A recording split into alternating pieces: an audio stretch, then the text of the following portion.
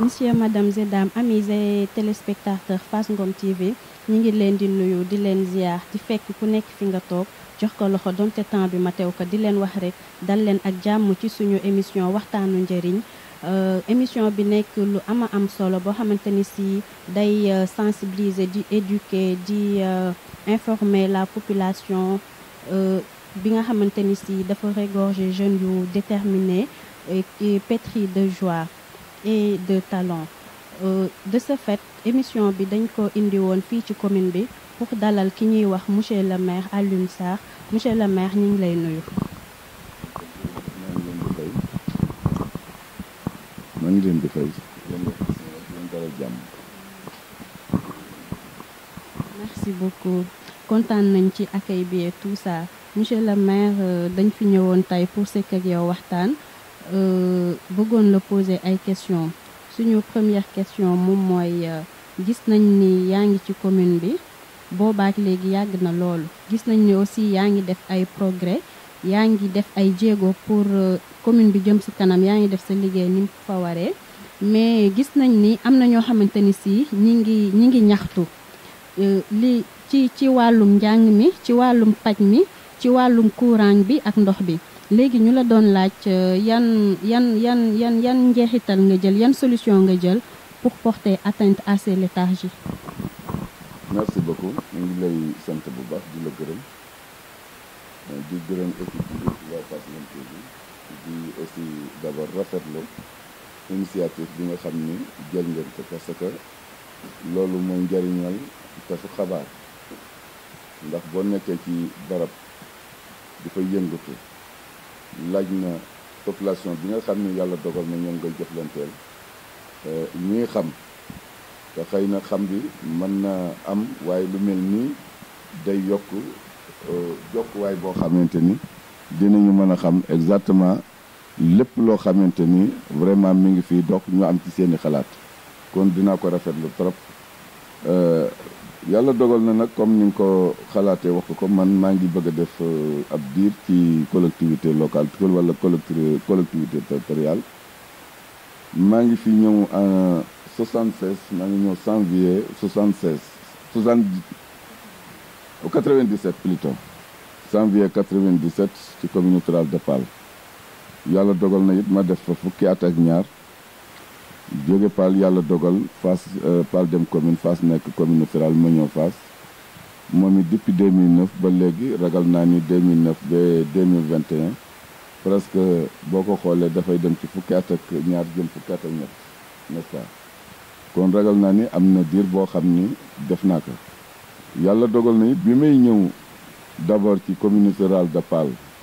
parce que doo wax ni dara nekku fi woon wala nga ni dara baaxul déedéet parce que kuy liggéey ku ne bu demee am na lu baax xëy na am na lu ñu war a defaraat kon damay wax ni xëy na mais am na fu ñu ko fekkoon fa ñu ko fekkoon nag xëy na booba xawoon na suufee ndax booba yaakaar naa ni développement wu commune rurale Pal demeewul woon noonu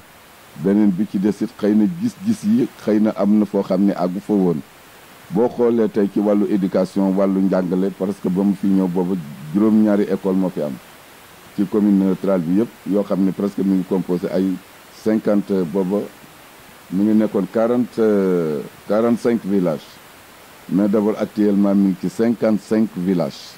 yoo xamante ne tey moom la paal kooku soo nee wàllu éducation te njàng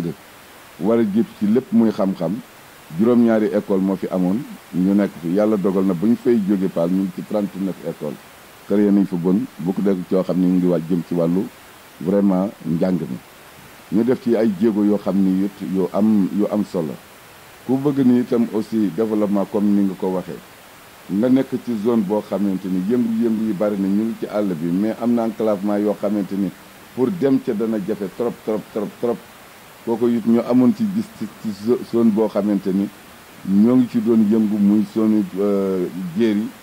yàlla dogal lañ ci jëkkoon xalaat mooy fexe ba am piste boo xamante ni dana mën a dem ba Bathie pour yombalal ñoom seen liggéey yàlla dogal na jéego yooyu def nañ ko bu dee ci wàllu itam yàlla dogal na électrification mën naa wax ni Pal bañ fay ñëw boobu fukki lamp ak benn fay doon tàkk ragal naa ni def nañ ci ay jéego yoo xam ni non seulement c'est l'État mais ku ne xam na ni l'état itam da nga koy soññi di ko yóbbul ay bëgg-bëgg di ko wax fa nga toll mu cay ànd ak yow ba xëy na bu ñu fay jógee yokk ba am na solo fa tabarakallah bañ ci jógee itam ñu ne dund mënut a nekk ci biir te amul ndox ñu gis ni zone bu ñuy wax zone Thiénial de 40 ans yoo xam ne amuñu ndox bu ñu amee ndox dañu ñëw paal duy si fi dem di yóbbu ñu ni ñun suñu xalaat mooy fexe ba zone boobu am ndox donte lee am na booba quelques villages yu fa am ndox ñu ni kon nañu fexe tey ba zone Thiénial de bi yëpp village yi fi nekk ça fait 22 villages ñu am ndox loolu it yàlla dogal ñu def ci ay jéego yu am solo yoo xam ni def nañ ci partenariat ak plan international ba yàlla dogal ñu financé ci 360 millions yoo xam ni moo permettre Thiénial de bi yëpp tey dëkk boo fi tudd tey am na borne fontaine am ndox mu neex moo xam ni mi ngi koy naan ñu ne loolu yëpp day am na waaye nag ba tey jàpp nañu ni googu wàlla doyul ñu ne kon nag nañu fexe nag ba askan wi nga xam ni yàlla dogal na ñoo ngi dund foofu di fa yëngatu yan yoon la ñu war a mën a jaar ba seen nekkin ñoom it gën a am ci wàllu éducation bu dee ci ay construction ay salle de classe yëpp yu ci bare def nañ ko damay jëlale rek damay tëb pour wan ni rek Paal def nañ fa jéego boo xamante ni bu am solo la woon ba bi ñuy ñëw Paal en 2009 Fass it ba nu nekkee Paal ñu ngi bàyyi xel Fass mais xëy na mën nañu wax ni Fass bi ñu ñëwee en 2009 la ñu commencé mu nekk commune rurale bi la ñu commencé nag xoolaat am taxawaayaat yu mat sëkk mën naa wax ni bi jëkk am solo mooy poste de santé commune rurale bi ma nekkee Paal benn Paal rek moo fi nekkoon poste de santé beneen poste de santé am foofu yàlla dogal bi ñu ñëwee fii en 2009 yàlla dogal ñu am poste de santé fekk na poste de santé bi doon nañ ko dox lu jiitu ñuy ñëw Fass mais bi nu ñëwee ci la ñu gën a taxaw ba yàlla dogal ak BCI ci jàppale ay xëy na ay responsable ci état yi ba ñu defal ñu poste de santé bi à 60 millions yoo xam ni ñu tabax ko muy ni ngeen ko gisee poste de santé bi maternité bi logement de sage-femme bi logement wu infirmière d'état bi yooyu yëpp ñu fexe ba def ko mais booba doyul ndax amuñu fu nu dugg ñu ne nan la ñuy fexee ba ñu am maison communautaire yàlla dogal na ci cette année ci la yàlla dogalee ñu am commencé construire maison communautaire bi fii ci Fass su ko defee nag xëy na ci wàllu éducation mën naa wax ni jéego yi ñu ci def bari na lool santé jéego yi ñu ci def lool maa ngi mujjoon ci santé bi mais bi nu taxawalee poste de santé bi fekk na fi fukki case de santé ak benn je crois fukki case de santé ak benn yokkaat nañu ci quelques cases de santé actuellement defe naa case de santé yi ñoo ngi ci 14 cases de santé yoo xam ni ñoo ngi ci biir commune Fass ci wàllu santé it bàyyiwuñu poste bi ñu ko kilee itam poste bi ci biir taxawaayu commune bi tabax na fa benn bâtiment boo xamante ni salle d'accueil boo xamante ni dañ ko fa yokk pour malade yi mën di fa nekk non seulement courant bi nga xam ne mooy dox ci biir poste de santé bi commune bi moo ko jël en charge commune bi xool na ni paj mi yaatu na yaatu boo xam ne xëy na infirmière bi néew na ci doole ñu crité une comment dirais-je aide infirmière pour mu ànd ak moom pour ci wàllu liggéey bi mais aussi itam ñu doon xalaat nan la ñuy mën a fexe ba am ambulance boobu doxoon nañ ci jéego ba am partenaire yu ñu ci joxoon benn ambulance mais ambulance melu woon na mu war a mel mais malgré ci enfin yàlla dogal na à l'état jox nañu ambulance bu fekk bu bees tàkk fa tabarakallahu mu ñëw fi bi ambulance bi ñëw it carburant boo xamante ni moo koy doxalit commune bi dafa ko jël en charge jëlal leen aussi chauffeur je crois que pour que rien que poste de santé bi mën a dox loolu def nañ ci jéego chaque année itam on a doté des fonds de dotation ak fonds de prop bi nga xam ni moom la ñu am dinañu ci génne ay valeur 2 millions je crois que 3 millions yoo xam ne chaque année laa waxuma benn année daañu ko jënde médicament jox ko poste de santé bi pour yombalal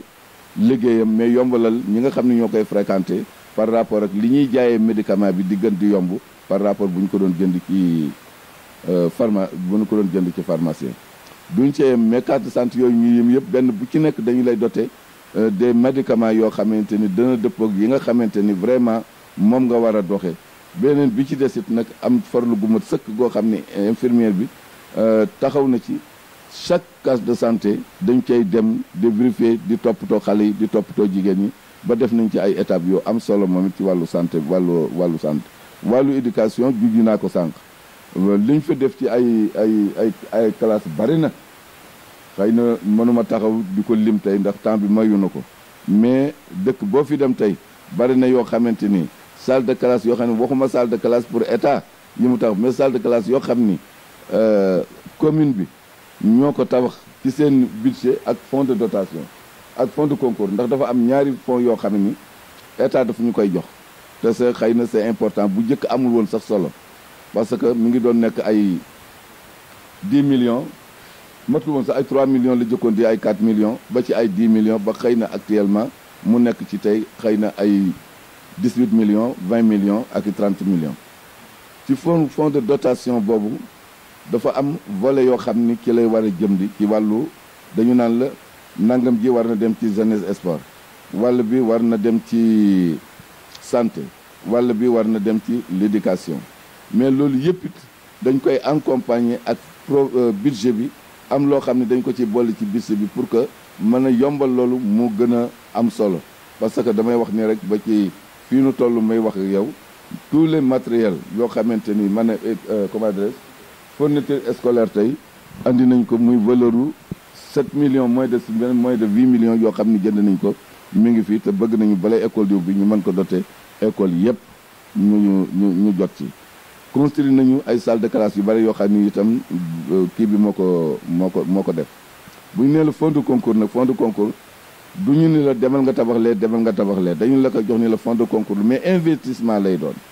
boo xoolee fonds de concours yooyu def nañ ci lu bari loo xamante ni bu ñëwee lu jëm ci wàllu ndox lu jëm ci wàllu courant lu jëm ci wàllu construction de salle de classe def nañ ko ci muy jéego yoo xamante ni yu am solo la ci wàllu éducation bu dëkkee wàllu santé wax naa ci su dee wàllu électrification def nañ ci ay jéego yoo xam ni non seulement waxuma Senelec yi nga xam ni dox nañ ko ñun ak Senelec ñu def ko fi muy yokk poto yoo xam ni def nañ ko ci dëkk bi bu mu agsi fu mu agsi mais dama lay bëgg a waxal ne la aussi courant bi nga xam ni moo jógee ci tali bi dem ci dispensaire bi collectivité locale bi moo ko toppatoo courant tey kër Amadou Ndiaye bii nga gis tey commune bi moo ko toppatoo ba yóbbu ko amul benn dërëmu état wala leneen bi ci def commune bi moo ko toppatoo non seulement yemuñu foofu soo xoolee defoon nañ ci jéego boo xam ne à l'époque booba comment dirais-je kii ñang ministère bi Madické Niang booba mën naa jàpp ni 5 villages booba ndaga mat na ko sax ñoo fi am courant mais bi yàlla dogalee ma am audience ak moom mu recevoir ma waxtaan ak moom ci wàllu extension boo xam ne dëkk yi war nañ ci am keroog vraiment ba may jóge bureau dama am satisfaction te na mu ko waxee woon it noonu la amee ci la ñuy yokk courant bu mel na xel ko njuus comment dirais-je xateet xel koom ca la ñuy yokki ca la ñoo yàlla dogale ñoom it ñu am courant mais ci biir loolu itam ñun tooguñu de tey fii may wax ak yow tey bu dee Mboy commune bi moo jël en charge pour électrifier ko yaakaar naa ni fii ñu toll tey xalaat naa ni sax bu fekkee entreprise bi li mu waxoon def na ko war nañu am courant actuellement Mbenj ji commune bi moo fa yóbbu courant Sanco Ali Ngom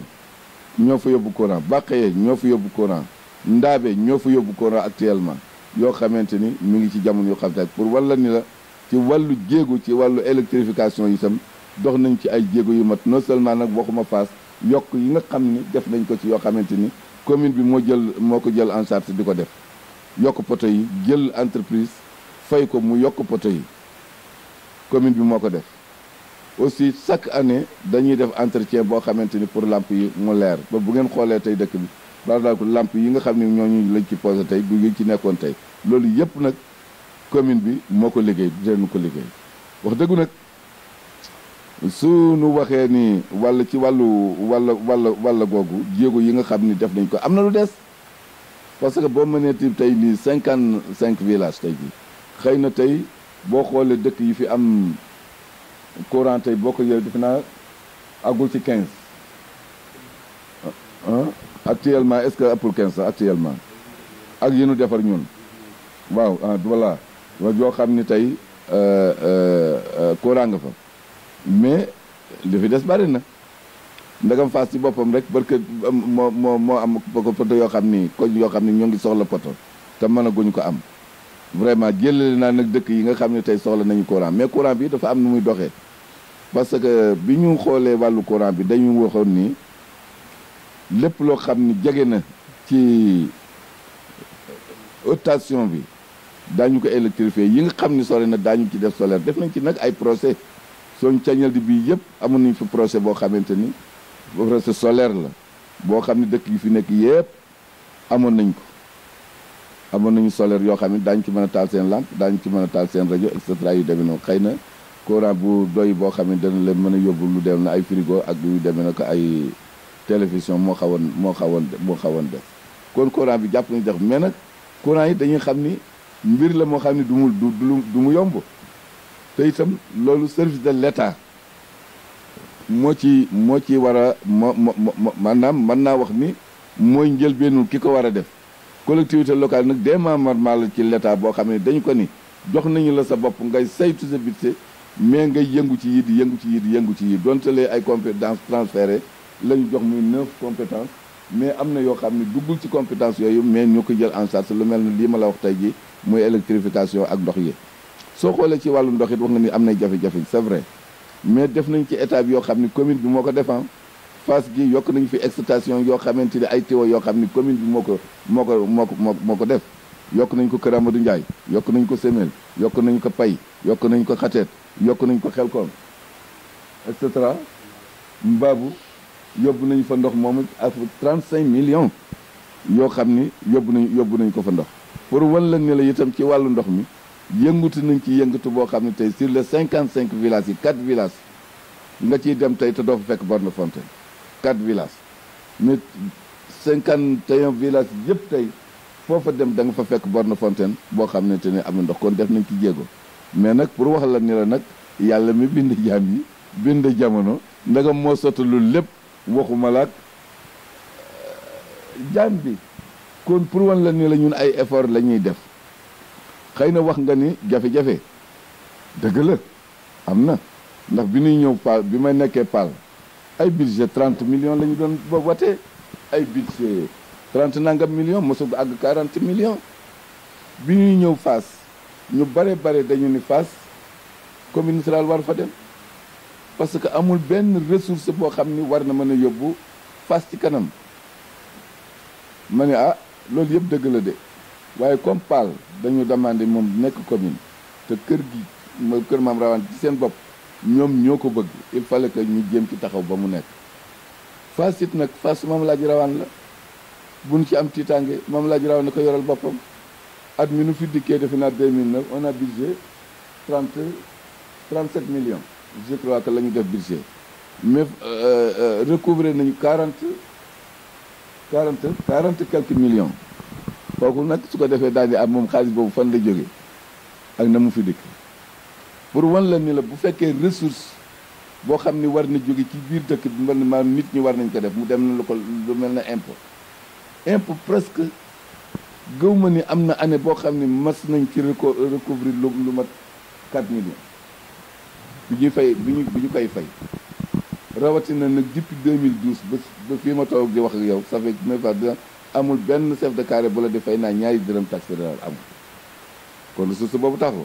nga ni marché bi on a construit un marché boo xam ni ça fait 21 millions et quelques mais mënoo fa jële at mi lépp boo ko calculer mënoo fa jële 600 000 comment dirais patente bu ñu ne patente ñu tëj bitig yi nanguwuñu ko sax fay ñun ñuy wax ak ñuy jéem a négocier ba kenn ku ne xëy na ñu yaakaar ni la nga war a man di nga ko mën a fay nga def ko patente boobu yëpp dernière année bi ñu ci mujj patente bi ñu mujj fay 600 et quelques mille muy patente bi ñu ni la déet na waay loolu yëpp su fekkente ni ci wàllu ressource bi nga xam ne mooy jóge ci population bi laa lay wax de léegi dama lay bàyyi comme xëy na am na yu ma wax yéen dina am yoo xam ni seen xel dana ci mën a dem ngeen posé waat ma question boobu ni ma lii xëy na fi ma ciy jeexale rek mooy revendication moom mënut a ñàkk fa la budd mu am dañ koy nangu itam nag en 100% critique yi itam dañu koy nangu bu baax a baax a baax a baax ndax doomu aadama benn matul yàlla rek mat kon ci tënk daal tënkal naa leen xëy na yi nga xam ne xëy na jot nañu mën nañ ko tudd ci secteur yi nga xam ne bu fekkee nag am na fa des man ngeen ma poser question boobu ma def ci réponse. waaw d'accord monsieur le maire xam naa ni nag tontu bi yaatu na loolu mais jar na ko ndax leeral nga nit ñi bu baax mais ba léegi rek ñu des ci wàllum éducation muy ñaari zone yi muy zone Thiagnaldé ak zone Djéry dañ doon revendiquer ba xam daañu am collège léegi Fass tamit day laaj lycée léegi ñu lay laaj say tànki kanam ci loolu. jërëjëf question boobu dana ma neex lool ndax li ma jëkk xalaat mooy bi Fass jógee fii ñuy jàngi may génn di xool xale yi ci collège bi naka la ñuy fiy jógee di rang di jàng dina paal la ma sama xel mooy nan la ñuy fexe ba collège Fass am collège ñuy def jéego boobu di def jéego boobu ba yàlla dogal ñu nangul ñu ko keroog bi ñu koy nangul yàlla dogal équipe bi di ñëw ñu wax fan lañ ko war a def daf ma fekk boobu maa ngi ci voyage boobu maa ngi France voyage bi ñu ma téléphoné ni ma ñëw nañu léegi site bi la ñu bëgg a xool fekk na man copte woon naa ñaari site yoo xamante ni dama ni bu ñu ñëwee nañ ko fa def mais ñaari site yooyu ña fa nekk xëy na yombalul ñu pour ñu mën ko fa def bi ñu demee ba mu am problème ñu woo ma ni ma attention wër nañu même mënuñu am site boobu sama jukko jàpp na ma may leen comme Fass lu toll na Fass lu toll na collège doom yi di fi jàng ñu ñëw ni fu ñu koy def mu bëgg am problème ba mënuñu ko am nañ ko bàyyi du doomu Alissa damu cee jàng mais yàlla dogal ci sa tur Moussa Gueye papa yi Adama Gueye bii ni ñëw leen ñu dem fekk ci sama tool man ma jox leen muy fii collège bi nekk tey Moussa Gueye moo yëkkati toolam joxe ko ñu délibéré fa 2 hectares pour ñu construire fa collège bi ci loolu ci la yàlla dogal la ñu taxawal collège bi pour walla ni la naawul di fi cëpp toogunu rek di nelaw ba ji dañ ko toppatoo ba collège boobu ñëw ñu gis jàng tudd nga lycée bi fii ma toog di wax ak yow ñoo ngi ci liggéey boobu fan yi passé rek def naa ci ay jéego Adama mi jàkkaarloog man tey moom laa chargé wu pour mu dox liggéey boobu maa ngi doon bëgg ni tey jii bala ñuy tàqali ko ma laaj la fu ñu ci toll. voilà très bien ndax toppatoo naa ko bu dee ci wàllu éducation service yi ma war a dem yëpp ba yoon yi nga xam ni moom la ñu war a taxaw pour demander lycée bi ñoo ngi ci procédure boobu te incha allahu du yàgg daañu ko def te am nañu yaakaar ni soo àggee yàlla mën na dogal de Fass dana am lycée incha allahu bu àndeek dogalu yàlla xëy na nag lycée bi mën na ma fi fekk comme mën na ma fi bañ a fekk waaye yaakaar naa ni incha allahu danañu ko am. beneen bi ci des wax nga collège muy Thiagnaldé muy Djéry moom xëy na lu yàlla dogal la mais collège am daanaka jàppoon nañ ni balay léegi collège bi taxaw mais malgré que moom it mu amoon ay gàllankoor ba moom it daanaka waxtaanaat nañu ci dem nañ ci service ñu war a dem waxtaan ci ak ñoom ba jàpp nañu ni nañu defar procédure bi ñu andi leen ko ñu envoyé ko ren moom duñ ko mën a am mais jàpp nañu ni incha allah bu dossier bi ñëwee déwén yàlla mën na dogal incha allah son Djéry moom dinañu am collège bu ànd ak dogal yàlla son Thiagnaldé nag moom des na ndax liggéey bi ñu ci doon liggéey dañu ko doon liggéey ci intercommunalité boobu nga xam ne dañ ko bokkoon ak sunu yeneen ni nawle yi liggéey bi ñu ci doon liggéey prévoir woon nañu ni fu mel na son Thiagnaldé bi daañu fa def benn collège boo xam ni dana mën a régler problème mu zone boobu ci Gandon ak ci Fass boo xamante ni ña fa nekk ñëpp daañu fay mën di yem boobu nag wax dëgg bu fekkee dañuy waxante dëgg moom nekkagul loo xamante ni lu ñu mën a wax ni mën na gaaw a sotti mais yii nga xam ne wax naa la ko muy collège bi muy lycée bi moom ñu ngi ci procédure bi te incha allah tabaraka wa taala yàlla mën na ci def sutura yàlla nañu ko ci yàlla def. amiin yaa rabbi yàlla bu yàlla tas yaakaar ndax jàng dafa nekk loo xamante ni si xale moom la war a def bu bëggee doon magu ëllëg ndax jàng nekkul ne école rek la nit mën a jàng pour tekki ndax école bi ngay jàng intellectuel nga si daara bi nga jàng tamit ba am ci xam-xam tamit intellectuel nga si léegi nag te ku wax jàng rek di nga wax njàng mu kawe mi te Fass gis nañ ni réseau bi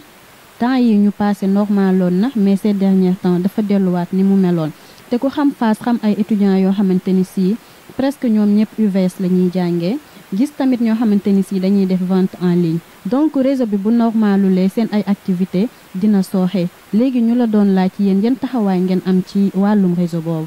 wàllu googu itam moom wax dëggul yàlla defoon nañ ci jéego bu am solo keroog bi ñu toogee directeur national bu Sonatel fii yéen ci woon def naa ne pas évoqué nañu problème mu réseau bi moo fa leen fi ñu ci jaaroon ak kii bi ñu ci defoon defe naa alaaji enfin bi ma nee ma ne ma damañ la recensé waatal ma clé bi jox ma ko mu yóbbu ko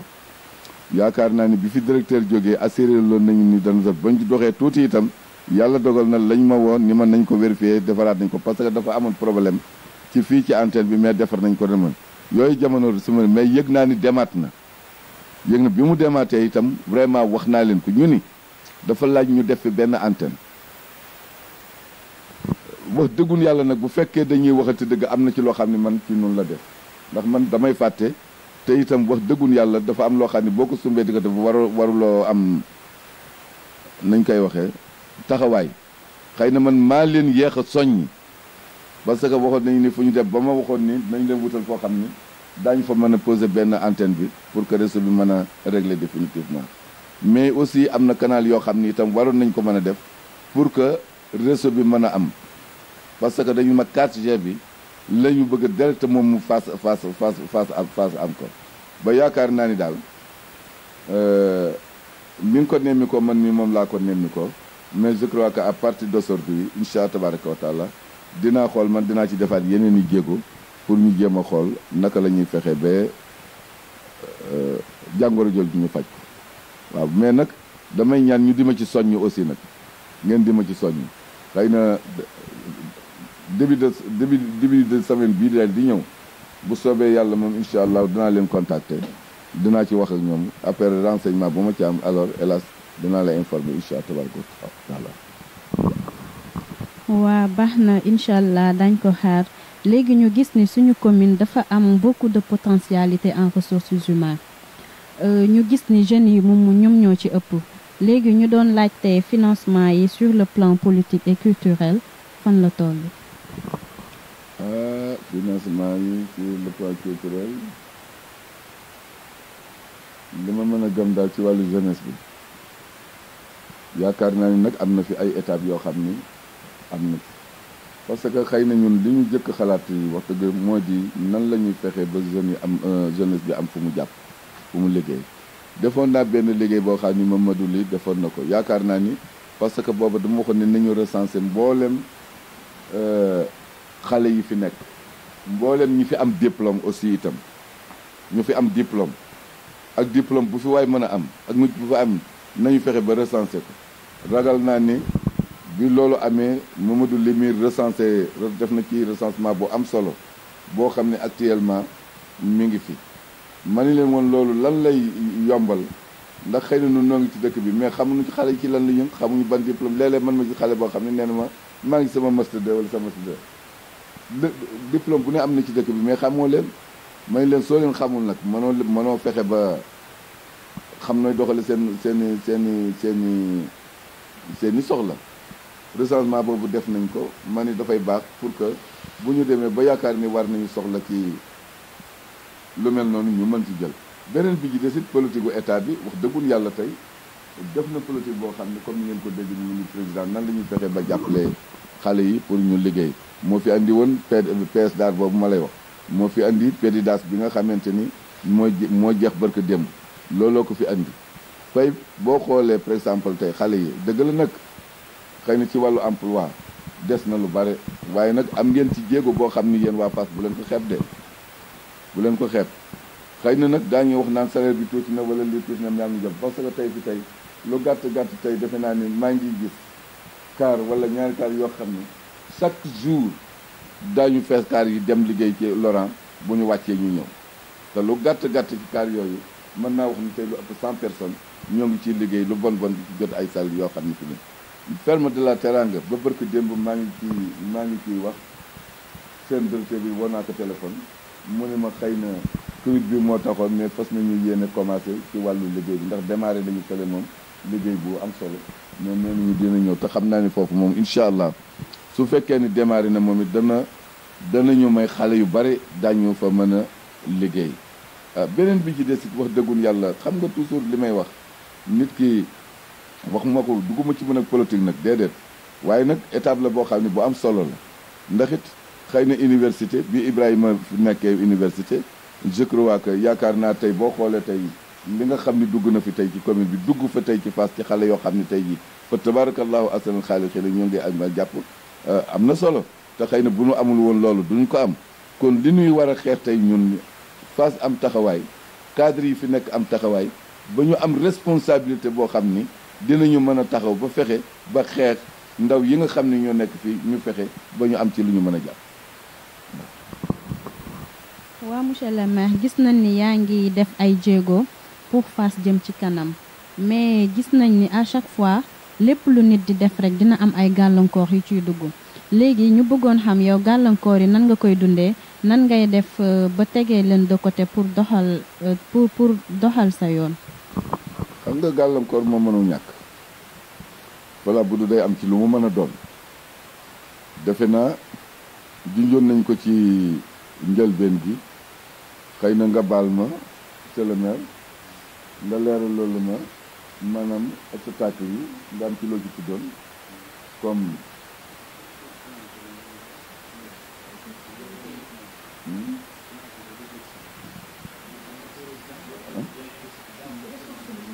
voilà jafe-jafe xam nga am na ndax dugg naa ci ressources financières yi nga xam ne xëy na mën nañu wax ni obstacle la parce que xëy na tey ressource bi nga xam ni ñeneen ñi am nañ ko tey su fekkoonte ni xëy na ñun am nañ ko dinañu mën a dépasser fi ñu nekk kon mën nañu wax ni ci wàllu ressource financière am nañu fi ay jafe-jafe yoo xam ni vraiment ñaan nañu suñu borom tabaraka wa taala xëy na mu wàññi ko waaye nag aussi itam dafa ci am benn part de responsabilité boo xam ni gox bi war nañ am nañ koy waxeeti nit ñi war nañ ko am parce que des fois que comme ni nga ko waxee damay doon xalaat ni xale yi wax naa ko budul benn du ñaar les immigrés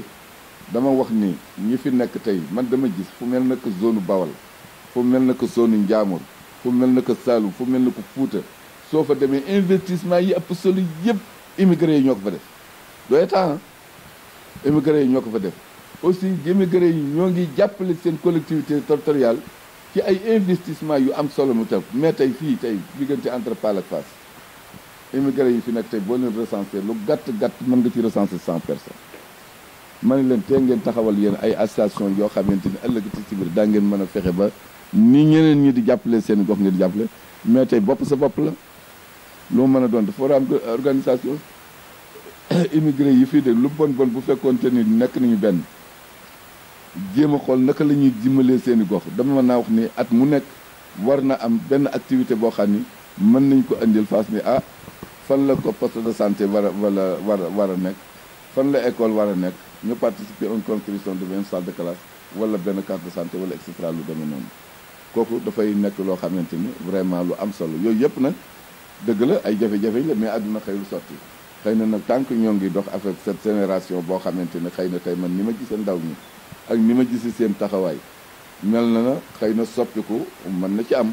ba bu ëllëgee xëy na avec difficulté yi nga xam ni moom la ñuy rencontré ñun yàlla mën na dogal ñoom bu ñu agsee ñu bañ a dajeek moom. waa ñëpp ku nekk xam na ni rek développement moom kenn du jóge ci àll ba di la ko defal nit fi nga nekk yaa koy développé ku nekk toog développé sa gox bu ko defee dëkk bi mën a jëm ci kanam monsieur le maire ce mot de la fin lañ la doon laaj. waaw ce mot de la fin de mooy sant yàlla bu baax sant leen gërëm leen aussi di nag fas yéene ñaan sama borom tabaraka wa taala liggéey bi nga xam ne actuellement maa ngi koy liggéey te pareegul yàlla dimbali ma ba mu sotti ci ni mu war a sottee ba ma nu àgg foo xam ne dinaa dajale askan wi ndax mënoo nekk ci barab comme ni ma ko waxee tey Fass rek laay wax du ma wax Paal 12 ans 13 ans ngay dem te doo wax li nga fi def duñu xam li nga fi def du rekul du lu jaatu kon man li ma souhaité mooy bala may dem fexe ba toog ak askan wi wax leen benn par benn li ma fi jot a def ñoom ñu xalaatal seen bopp xaymaal seen bopp may ñaan sama borom taw yàlla mottalil ma liggéey boobu ñu def ko beneen bi ci des it mooy sant leen gërëm leen sant yi ci ma équipe bi nga xam ni ñoom la àndal di liggéey vraiment taxaw nañu jàppale nañu ñoo ko bokk nag waaye jàpp nañu ci taxawaay yi ci xalaat yi ci bëgg-bëgg yi ci Fass jëm kanam en beneen bi ci des it moo di Fass TV itam aussi ñu di leen ñaanal yàlla mu dem ba nekk télévision parce que lu ma nekk la seet si woon ngeen ma wax leen ni leen dama bëgg ngeen xalaat yéen fan ngeen bëgg ñu jéem xool naka lañ leen fay mën a jàppale ba seen liggéey gën a jëm ci kanam xëy na kooku it damay demandé xëy na yàlla mën na dogal budget année bi daañu ko def mais bu ñu koy def maa ngi demandé ñu bàyyi xel ci fond boo xam ni dinañ ko mën a destiné Fass Ngom TV